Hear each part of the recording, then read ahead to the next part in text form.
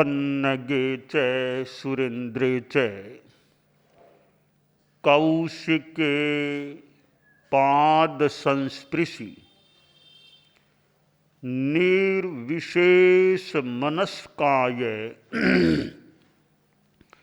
श्री वीरस्वामिने नमः। आर्हत वाङ्मय में कहा गया है, नालम ते तब ताना एवा शरणा एवा तुमं पितेशिम नालम ताना एवा शरणा एवा। शास्त्रकार ने एक स्थिति प्रकट की है कि ये जो पारिवारिक जन हैं, स्वजन लोग हैं, प्रियजन हैं, वे तुम्हारा त्राण नहीं बन पाएंगे, तुम्हें शरण देने में समर्थ नहीं है।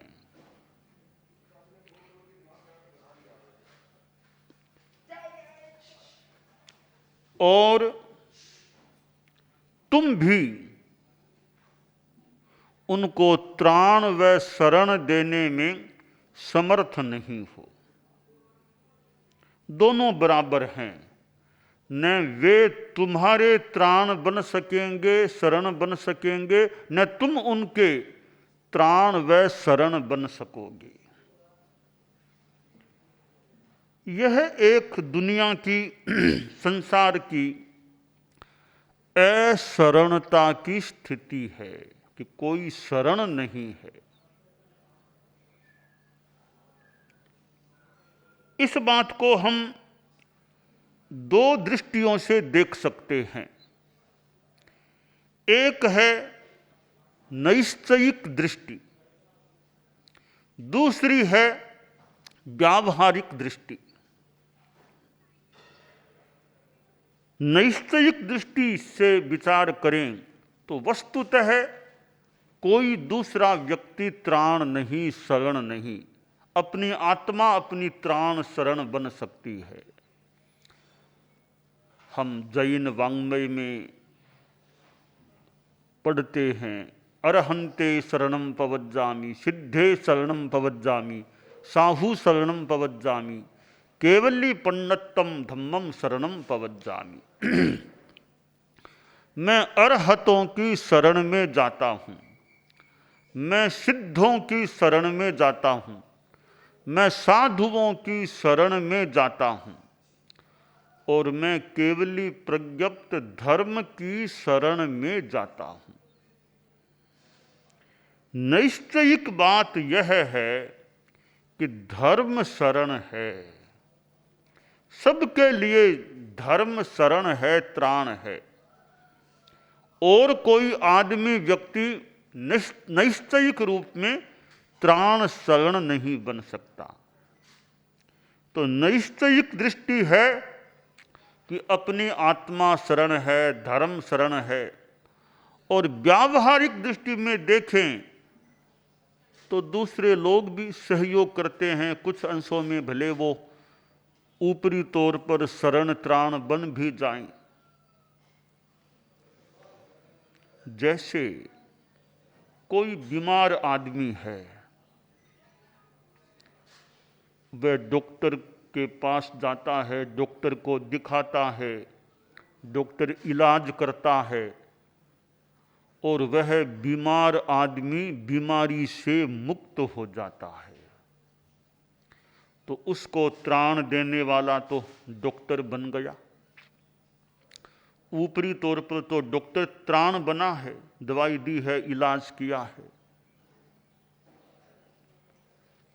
कोई कोई आदमी डॉक्टर का प्रयास हो जाने के बावजूद भी स्वस्थ नहीं हो पाता, और आखिर डॉक्टर कह देता है बस अब तो ले जाओ, इनकी सेवा करो, और कोई इलाज अब अवशेष नहीं रहा है।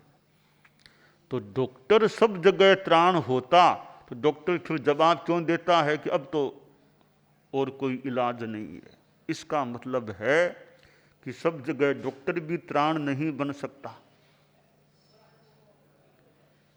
अपने जैसे कर्म किए हुए हैं उनको भोगने पड़ते हैं।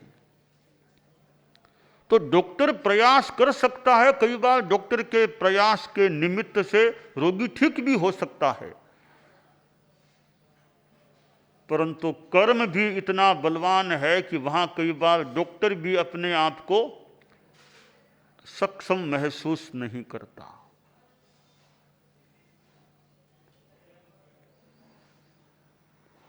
डॉक्टर प्रयास करे, असात वेदनीय का गहरा योग है, तो फिर डॉक्टर का प्रयास भी सफल नहीं भी हो। इसलिए व्यावहारिक रूप में कुछ त्राण शरण दूसरे लोग भी बन सकते हैं। माता पिता हैं, बच्चे का लालन पालन करते हैं, तो माता पिता भी व्यावहारिक रूप में त्राण शरण बनते हैं। फिर माता पिता के देखते देखते सामने बच्चा मौत के साये में सो जाता है, तो माता पिता क्या करते हैं? तो अंतिम त्राण शरण माता पिता कहाँ हुए? तो व्यावहारिक रूप में ठीक है, दूसरे सहयोग कर दें, बचाने का प्रयास कर लें, अंतिम शरण वे नहीं हैं। इस संदर्भ में जो शास्त्रकार की वाणी है, नालम ते तब ताना एवा शरणा एवा तुमम पितेशिम नालम ताना एवा शरणा एवा।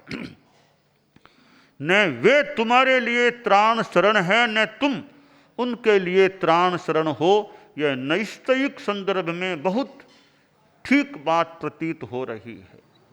भगवान महावीर थे, जैन शासन में हमारे यानी 24वें तीर्थंकर थे, उनको किसी ने बचाया तो नहीं।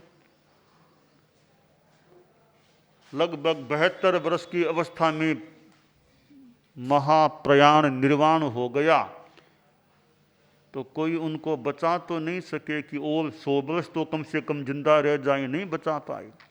इसका मतलब दूसरे त्राण नहीं है। साधु उद्यान में बैठा था, ध्यानस्थ था, ध्यान लीन स्थित था।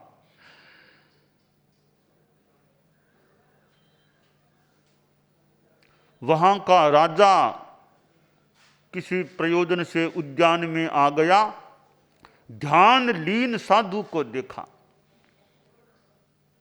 बड़ा अच्छा लगा कि युवा अवस्था का साधु है, ध्यान में बैठा है, बहुत अच्छा लग रहा है,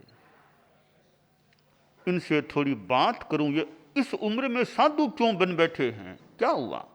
बात करनी चाहिए। ये तो आंखें मूंदे हुए बैठे हैं, थोड़ी देर प्रतीक्षा कर लूं, आंखें खोलें तो बात करूं। थोड़ी देर बाद साधु ने अपना ध्यान संपन्न किया, नमो अरहंताणम, ध्यान संपन्न किया, आंखें खोली तो वह राजा खड़ा था सामने कि मुनिवर नमस्कार, मेरी एक जिज्ञासा है, आप अभी युवा अवस्था में हो, यह अवस्था साधु बनकर बैठने की थोड़ी है। यह तो संसार में रहते, सांसारिक जीवन जीते, साधु क्यों बन गए इतनी इस छोटी उम्र में? क्या कठिनाई थी, साधु क्यों बन गए?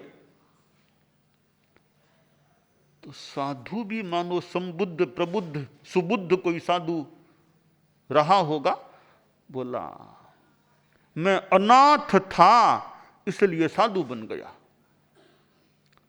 राजा ने सोचा, रे मेरे राज्य में कोई लड़का अनाथ होने के कारण से साधु बन जाए, यह तो मेरे लिए शर्म की बात है। मैं क्या राजा हुआ कि लोग यूं साधु बनते हैं अनाथ होने के कारण से?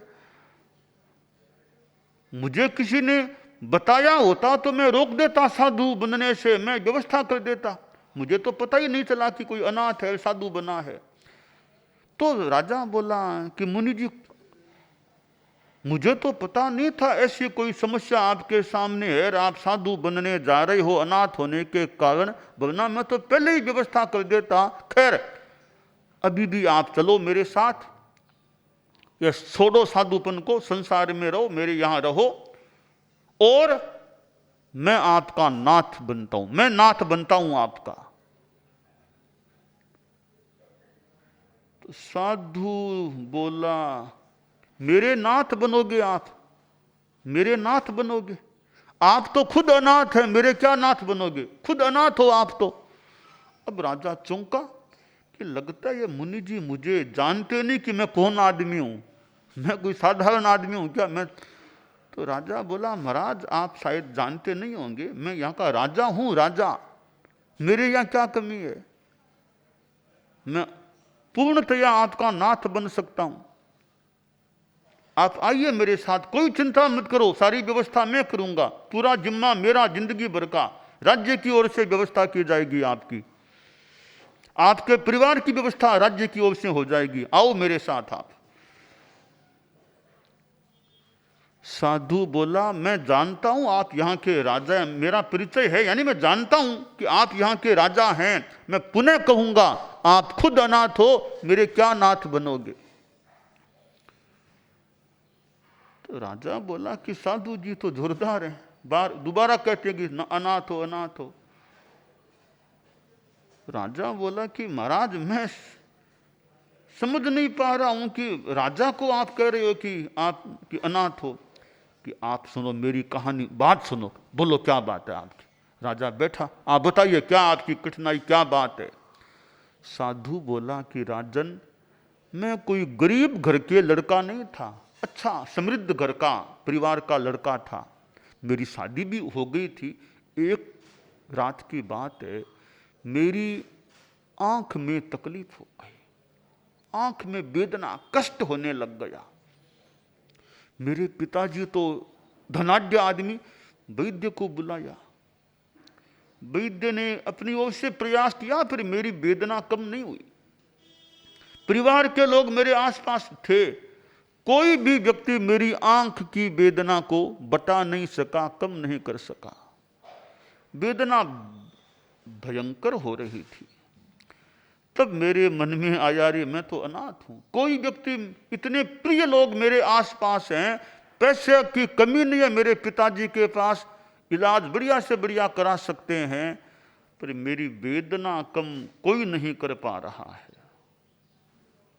अगर यह वेदना मेरी ठीक हो जाए, मैं संसार को छोड़ दूंगा और साधु बन जाऊंगा, नहीं रहूंगा इस संसार में, कोई त्राण नहीं है मेरा। राजन, क्या जादू हुआ, क्या हुआ?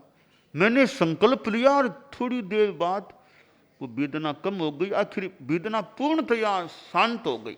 रात ढली तो वेदना भी ढल गई, शांत हो गई। अब मैं स्वस्थ हो गया और मैंने परिवार के लोगों से कहा, मुझे अनुमति दो, मैं साधु बनूंगा। और फिर यूं मैं साधु बन गया। राजन, आप मेरा नाथ बनने की बात कह रहे हो, तो मैं आपसे पूछना चाहता हूं, आप मुझे बुढ़ापे से बचाने की गारंटी ले सकते हो? आप मुझे बीमारी से बचाने की गारंटी ले सकते हो? आप मुझे मौत से सदा के लिए बचाने की गारंटी ले सकते हो? यदि ले सकते हो हां, तो मैं सोचूं कि आपके साथ आ जाऊं क्या? आप बोलो, तैयार हो ना तीनों बातों के लिए? राजा थोड़ा मुस्कुराया कि महाराज जी क्या गारंटी लूं, मैं खुद की भी गारंटी नहीं ले सकता कि मौत नहीं आएगी, कि बुढ़ापा नहीं आएगा, बीमारी कभी नहीं आएगी। मैं खुद के शरीर की भी गारंटी लेने में असमर्थ हूं, आपकी क्या गारंटी लूंगा? मुनि जी बोले, राजन, मैंने यही तो कहा था, आप खुद अनाथ हो, मेरे क्या नाथ बनोगे? आपने खुद ने कह दिया ना कि मेरी खुद की भी गारंटी नहीं है मौत, बुढ़ापा, मृत्यु से बचने की, तो मैं आपकी क्या लूं? यही बात मैंने कही है, आप खुद अनाथ हो, मेरे क्या नाथ बनोगे? यह अनाथ और नाथ शब्द तो है विश्वनाथ, नाम होता है किसी का विश्वनाथ, किसी का लोकनाथ, पर कोई बुरा न माने, वे नाम के ही लोकनाथ होते होंगे, नाम के लोकनाथ होते होंगे। कौन लोकनाथ है? अमुक विश्वनाथ जी आए हैं, लोकनाथ जी आए हैं। तो नाम तो बढ़िया हो सकता है लोकनाथ, पर मैं भूल न करूं तो लोकनाथ दुनिया में कोई भी आदमी नहीं है वास्तव में एक अपेक्षा से जो दुनिया को बुढ़ापा, मौत उस बीमारी से हमेशा के लिए उसी जन्म से बचा ले। ऐसा नाथ मेरी जानकारी में कोई आज तक तो आया नहीं है कि ऐसा कोई दुनिया का नाथ है क्या। लोकनाथ नाम भले हो जाए, संस्कृत की व्याख्या की जा सकती है लोकनाथ शब्द कैसे बनता है। संस्कृत भाषा के हिसाब से लोकनाथ के दो अर्थ हो जाते हैं, विश्वनाथ के दो अर्थ हो जाते हैं। संस्कृत में समास का प्रकरण आता है, अव्ययी भाव, तत्पुरुष, बहुब्रीहि, द्वंद्व, द्विगु, कर्मधार्य, ये 6 समास होते हैं। इनमें 2 हैं तत्पुरुष और बहुब्रीहि। तत्पुरुष समास से भी लोकनाथ बनता है कि लोकस्य नाथ है इति लोकनाथ है, विश्वस्य नाथ है इति विश्वनाथ है। यह तत्पुरुष समाज से बनता है, यानी दुनिया का नाथ, लोक का नाथ, विश्व का नाथ जो है वह लोकनाथ विश्वनाथ होता है। और बहुब्रीहि समास से उल्टा अर्थ निकल जाता है, लोको अस्ति नाथो यस्य, या विश्वम अस्ति नाथो यस्य, स लोकनाथ है स विश्वनाथ है। लोक दुनिया जिसकी नाथ है वो लोकनाथ, विश्व जिसका नाथ है वो लोकनाथ। तो लोकनाथ के संस्कृत व्याकरण के हिसाब से 2 अर्थ हो जाते हैं, एक दुनिया का नाथ, एक दुनिया जिसकी नाथ, ये दोनों लोकनाथ कहला सकते हैं। तो लोकनाथ वास्तव में एक अपेक्षा से दुनिया में कोई नहीं है जो दुनिया का नाथ बन सके। है दुनिया भी जिसकी नाथ पूर्णतया बन सके ऐसा भी कोई लोकनाथ नहीं। व्यावहारिक रूप में कुछ अंशों में बात सही भी हो सकती है लोकनाथ विश्वनाथ की। तो जब राजा ने यह सुना कि मुनि जी ने बात तो ठीक कह दी कि मैं खुद का भी नाथ नहीं हूं, देखिए बीमारी से फिर भी कोई मुक्त रह जाए, कोई आदमी बड़ा स्वस्थ रहता है, जिंदगी भर प्राय वो निरोग रहता है, ऐसा तो कोई आदमी दुनिया में मिल जाए कि बीमार नहीं, खास प्राय ठीक रहा है। ऐसा भी मिल जाए तो बूढ़ा नहीं बना, ऐसा भी बुढ़ापा या तो आया नहीं या बुढ़ापा उम्र से भले आ गया पर हावी नहीं हुआ बुढ़ापा, वृद्धावस्था में भी स्वस्थ रहा, उस रूप में बुढ़ापे से मुक्त भी कोई आदमी मान लो मिल जाए। इन 2 से तो मुक्त फिर भी मिल जाए, मौत जिसकी नहीं आए ऐसा तो कोई दुनिया में आदमी नहीं है जो कभी नहीं मरेगा। मौत से बचने वाला तो दुनिया में कोई है ही नहीं।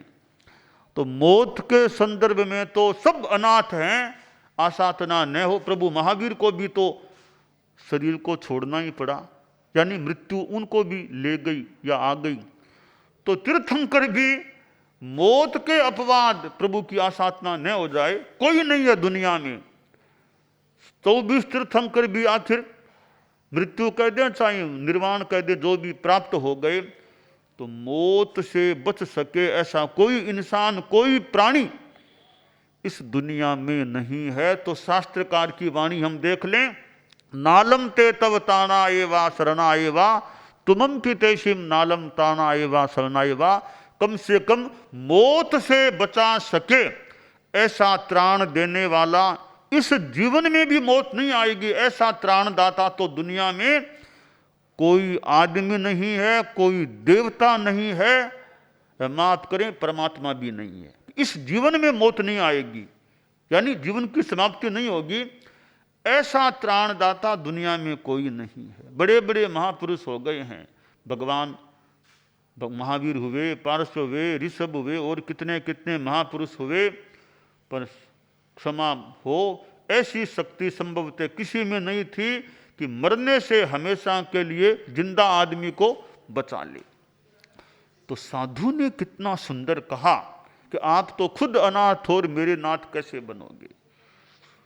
तो अब बात है, अनाथ हैं तो नाथ बन सकते हैं क्या? बस नाथ बनने का एकमात्र उपाय है धर्म की शरण में जाओ, अध्यात्म की शरण में जाओ, आत्मा की शरण में जाओ, तो हम कभी बीमारी, बुढ़ापा, मृत्यु से सबसे मुक्त होकर मोक्ष में विराजमान हो सकते हैं।